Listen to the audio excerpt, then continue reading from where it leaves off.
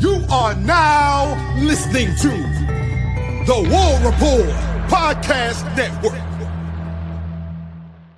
Auburn Basketball is in Birmingham today, set to have their biggest test of the season so far, the Houston Cougars. Can they pull off the upset? The Auburn Express.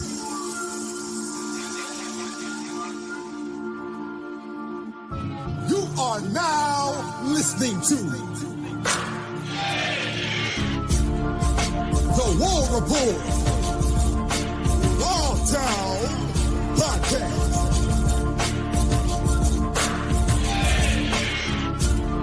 With your boy Ike Jones.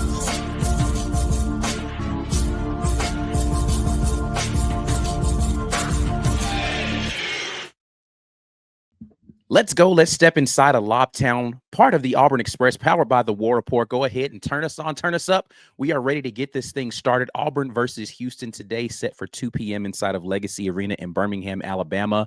The biggest test of the season so far for either team. Neither team has really played anybody of note yet this season, but this is definitely going to be a huge test for Stephen Pearl in his inaugural season as the head coach of Auburn basketball. Looking forward to seeing how Auburn is able to compete in this one. Houston is the number 1 ranked team in the country right now. Auburn's coming in ranked number 22 in the country. Both teams coming in without a blemish on their record so far. So this is going to be kind of a measuring stick game for where both of these teams actually are in the national landscape.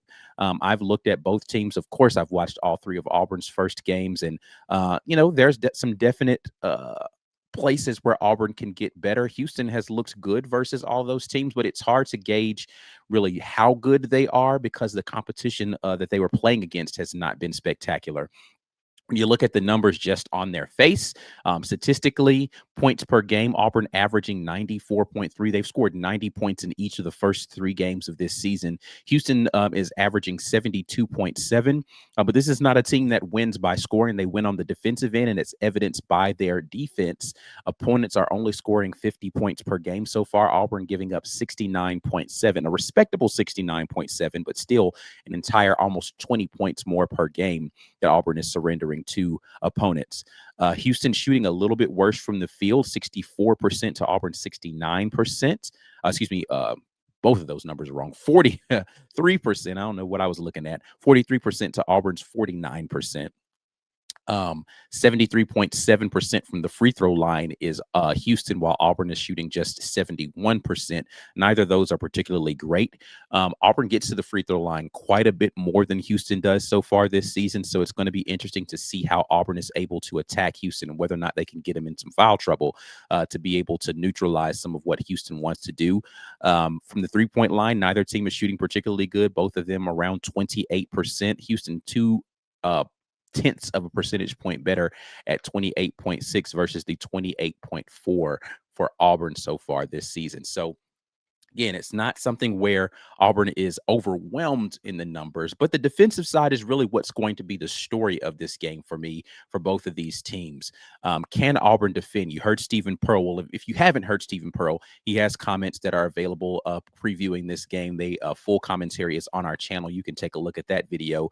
But he essentially says the team that defends the best is the one that's going to win, and how Houston wins is a war of attrition, possession by possession. They make sure they make it difficult for opponents to stay locked in for a full game's worth of possessions. So you can't allow the fact that they play well on the defensive end to prohibit you from continuing to go out there and play well defensively as well. Go and get that defensive possession back if they force a turnover, if they're able to get a rebound to stop a possession, shot clock violation, whatever it may be.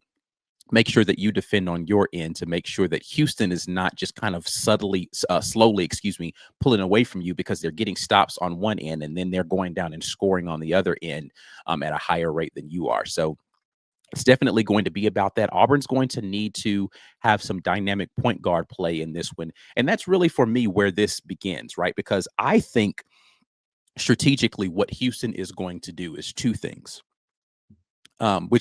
this is not something new that they're just going to deploy for Auburn, but it's something that I think that they absolutely are going to attempt to do in this game.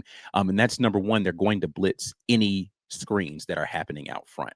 The two methods or means by which Auburn so far has been going at it offensively has been the tried and true situation of them running their flex, right? And the flex offense begins with a screen or a ghost screen from the point guard, and then the big, whoever that may be, the center power forward, ghost screens, and then they rotate out to the opposite side. They reverse ball, and then they have the screen along the baseline, right? And that's supposed to free up either a man who is cutting to the basket, or it's going to free up the short corner opposite of where that screen is. So if it's on the left side, let's say, for instance, Tahad Pettiford has the ball. He's on the right side of the floor. He gets the ghost screen and moves to the left side of the floor. That big will rotate from that ghost screen, and it's a pick and pop, like a pick and roll. They're going to rotate over to the right side. The ball reverses to the right. Then the screen is going to initiate from the left to the right as well in the flex along the baseline. If you're an Auburn fan, you've seen this stuff before. I'm just kind of describing it to you. And there's going to be a pop-up over on the left side, and that ball is meant to either go to the down screen that's going across the baseline, or it's going to go across to the left side for the screener, right? What Houston is going to want to do is they're going to want to make it difficult for that first pass to get from Tahad Pettiford to the big on the reverse, right? And so they're likely going to what they call blitz that. So they're going to get the ball out of Tahad Pettiford's hands, but they're going to blitz him by double teaming from the big that's setting that initial ghost screen and Tahad Pettiford's man. Then they are going to, from the opposite side, take away the first pass away, which is the big man, by going from a third man and going and cutting off the ability to get to that passer. And then they're going to try to take away the short corner that's happening right here on the opposite side, meaning that the only way that you have a safe pass is going to either be a skip pass to the opposite side, or you're going to have to try to get someone to roll up to the center. And what they're trying to do with their trap is take away that center pass, right? So it's a really effective way they're going to do that. And they're going to do that whether it's versus that flex action or if it's versus the screen and roll action, which Auburn has done a little bit as they've screened and went into a pick and roll game. They're going to try to blitz the ball carrier right there and then take away first pass to try to force you into a bad pass, into a trap in which you're going to end up having to call a timeout. Something like that is what the purpose of that is going to be, right? So what Auburn's got to do, and they've seen this Kelvin Sampson defense now for multiple years in a row. So it's not as if this is going to be new to them. They've shown the same thing on tape this year. It's not different. They're going to play their defense the way that they play their defense. How is Auburn going to deploy against that? And that is where I come back to where my initial statement was, the play at the point guard position, right? Both Tahad Pettiford and Caden Magwood. Caden Magwood specifically because he's never played against this before. Tahad Pettiford, when he played against Houston last season, was not the primary ball handler in that game. He was a guy who was coming off the ball. He was being asked to score. Now he's going to be a primary ball handler. How is he going to handle that pressure? He wasn't a guy who handled it particularly well last season when he was asked to do that consistently. Has he learned to be able to be a guy who can handle that ball screen blitz that's going to be deployed from this Houston team this season? That is going to be a crucial thing for Auburn in this game, is how they handle that defensively. But again, Caden Magwood's going to need to play significant minutes for you in this game. Can he come in and be a guy who doesn't turn the ball over consistently out of that ball screen blitz? And can he effectively make it difficult for him to be trapped, right? Whatever they've repped in practice this week, can he go out there and execute it against some athletes that are going to be tall and long, right? When you look at this Houston team, and let's just take a look at their roster right now, they're going to deploy some guys that are 6'3" and above, right? The shortest guy on this team is 6'3". Right. So they're going to have some height, and they're going to, when they blitz that ball screen, they're going to be blitzing it with guys that are 6'4" to 6'8". So it's going to make it difficult for you to throw over the top of that. If you're Tahad Pettiford, who's only 6'1", if you're Caden Magwood, who's like 6'1", 6'2", 6'2", 6'3"-ish, right? You're going to have to be able to see over the top of that, or be able to dribble around it in some sort of way, make sure that you're not falling susceptible to that blitz. So how they play in that situation is going to be important. And whoever is the other ball handlers that are going to be out there. But but typically it's going to be those two that are going to be receiving high ball screens to get their shots off, right? So going to be important for the point guard to play an efficient game and not let the ball get stuck there and have multiple turnovers right as you cross half court. The other thing that they are going to do is once you get into your action, if you're able to get away from their initial blitz, they're going to try to take Keyshawn Hall out of this game. They're going to deny him the basketball every time, wherever he is on the floor. They're just going to deny him the ball and not give you opportunities to try to get it to him, which is why you're going to need for guys on Auburn to be patient with their passes. Because if you work the ball around and you actually work the plan that I know Auburn is putting in place, because they tried to do that with Janai Broome last year, and Janai still was able to get the ball in good position to be able to make buckets. Now, Janai is able to work a little bit differently than Hall is on the boards and have some secondary ways in which he can go, and he's a bigger body who can do some of those things necessary. But they're going to try to deny Keyshawn Hall the ball to make sure that he's not an initiator of offense for Auburn. So what is Auburn going to do creatively to get him the basketball in positions where he can go and score? Different than some of the other bigs in which Houston has played so far this season, Hall can put the ball on the floor from the perimeter. So just pushing him out and making him catch the ball at 25, 30 feet is not going to be an effective method. They're going to have to actually truly deny and then double when he gets the ball. And he needs to be an effective passer out of the double team and not get frustrated when that double team, because he had a game last year versus Houston and he did not shoot the ball particularly well for the vast majority of that game. They frustrated him in that game.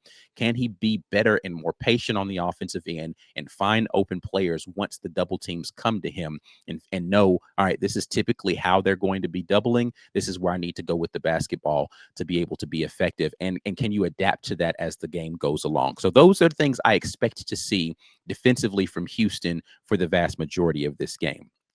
The other big thing that Auburn's going to have to worry about in terms of really both ends of the floor, but more so on the on the defensive end, is going to be the rebounding, right? Houston is a team right now, and if we look at the rebounds for each of these teams, let's take a look at that and make sure I have that information for you all. Houston's averaging 41.3 boards per game. Auburn's averaging 48.7. So, Stephen Pearl's talked about this. Auburn's averaging a lot of rebounds versus teams that they should be out rebounding by a significant margin. Can you continue to give that kind of rebounding effort versus a team that's going to be able to push back a little bit more than the teams that you've played thus far this season?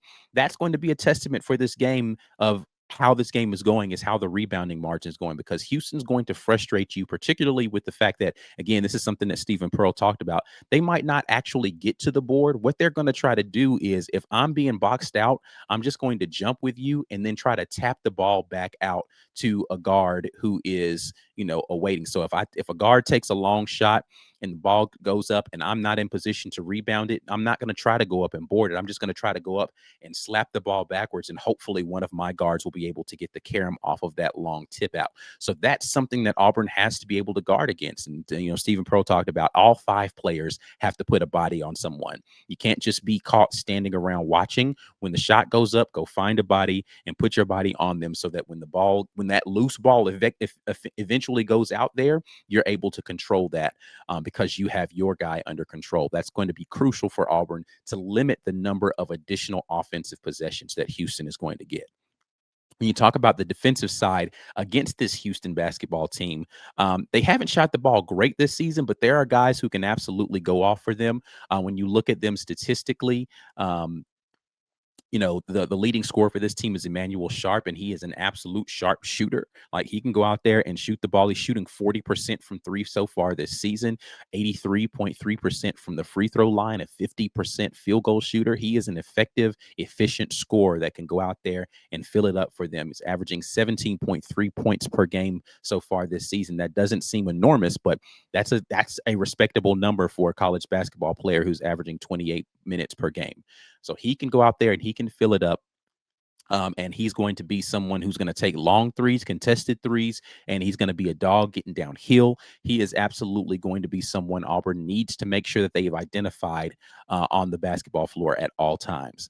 The other guy, Milos Uzan, was a guy who played well against Auburn last year in this game.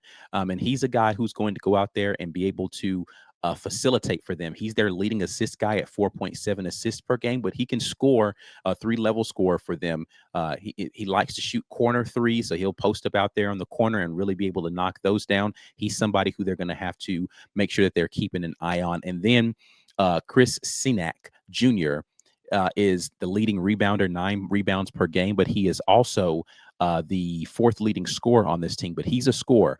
Let me not forget Kingston Fleming. Flemings is another guard for them who is playing really well, super athletic. He's going to be out there in the passing lanes, causing turnovers, causing havoc for them, and he's going to be a bucket getter for them. He's averaging 15.7 points per game. Those are their top 4 scorers right there. I skipped over him, but then the guy off the bench that I really liked when I watched their games a little bit was Mercy Miller and his ability to kind of score in clusters. He hasn't scored a lot for them per game, but him coming off of the bench, he's a willing shooter out there from 3, and he's got a lot of athleticism. I like Mercy Miller and his ability to really, again, a cluster score. He can go out there in limited minutes. He's only averaging 11 minutes per game, just 4 points per game. But when he gets in there, he's willing to go out there and mix it up defensively. A lot of athleticism, willing to put those shots up. So another guy who they're going to have to watch out for coming off of the bench for this Houston team. But again, for me, it's going to come down to, can Auburn be patient in the half court? Can they cause some turnovers? Houston's averaging 10.3 turnovers per game so far this season. Can they cause some turnovers and get out in transition to get away from that set defense? And can they allow themselves to be patient on the defensive end and really force Houston to try to work the ball around? They are a patient offense, and they will share the basketball really well. Right now, as a team, they are averaging 16 assists per game. So that is sharing the basketball effectively as a team. So they're going to do all of the little things necessary to be a discipline, and they deserve to be a highly ranked team. That's the reason why they're the number 1 team in the country. The matchup. Let's talk about the matchup in this game that I think is going to be one of the key matchups. Which one of these guys is going to be affecting winning the most for their team? That's the matchup between Sway and Tuggler.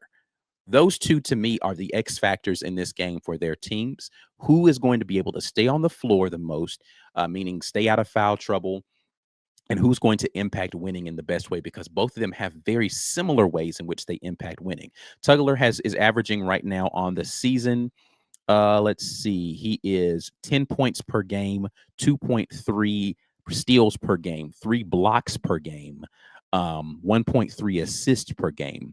He's a guy that just impacts winning for this team, shooting 54.2% from the field and only 50% from the free throw line. Not a great free throw shooter, but he is an energy effort guy who is a rim protector for them. Tall, lanky. I think he's only 6'8", but he plays much taller than that because of his ability to get off of the floor. He's going to ferociously go after rebounds. Not even the highest rebounding guy on this team, but he is a guy who impacts the game in a lot of ways for them. He is going to be crucial for how Houston is able to anchor their defense the way that they want to. On the other side, you've got Sebastian Williams-Adams for Auburn, right? And he's a guy who is an effort and energy guy, and he's going to need to be able to match Tuggler, right? Like, he's averaging 12.3 points per game, 4.7 rebounds per game, 2.7 assists per game, 1.3 steals per game, a block per game. But what he's shooting 70% from the field right now, only 53.3% from the free throw line. But he impacts winning for Auburn in a lot of different ways when he is on the floor. Which one of those guys is going to have the bigger impact on this game, I think, is going to be a telltale sign of what direction this game is going. Which one of the energy guys for the starting lineups is going to be the guy, and who's going to be the unexpected guy off of the bench for Auburn, because Auburn has not been great off of the bench so far this season, that's going to come in and really give them an additional boost. Now, having said that about Auburn not playing well off the bench, you likely are going to get Keyshawn Murphy minutes in this game, which means that you're going to be able to split minutes with him, Oporum, and probably the other guy is going to end up being Jovic as the other big, but you're going to get some minutes from Murphy in this game, whether it's only 10 minutes, whatever it's going to be. So you're going to have another big body that you'll be able to throw out there and at least play with some physicality, who can go and score some buckets for you, who can go and grab some rebounds for you. I think that's going to be a difference maker for Auburn in this game. So Again, I'm going to be looking at the Tuggler versus Sway matchup, and I'm going to be looking to see how Auburn's point guards really are able to facilitate in this game and stay away from the turnover bug that has plagued a lot of teams when they're playing against this ferocious Houston defense that's able to get out there and be aggressive in the passing lanes. But that's it, man. That's all I got for you guys. I'm looking forward to this game. Hopefully you are too. I will be right there watching this game live in Birmingham. Definitely looking forward to seeing what the outcome is for the Auburn Tigers. I want to hear score predictions for you also. Go ahead and drop those down there in the comments. If you haven't already subscribed to the channel, please go ahead and do that. Like this video, share the content with somebody out there. If you're listening on podcast, make sure that you're giving us that 5-star review and go ahead and set your podcast to automatic download so that you know every single time that we are dropping some content for you. That's it, man. I'm going to be back at you guys. I think some of the other guys are going to be doing a reaction, but even if they don't, I will give you some sort of reaction content probably tomorrow or maybe late tonight, depending on how late I get back home after the game. I will definitely be asking questions of Stephen Pearl in the post-game press conference. But that's it. I'm out of here. Until the next time, and as always, War Eagle.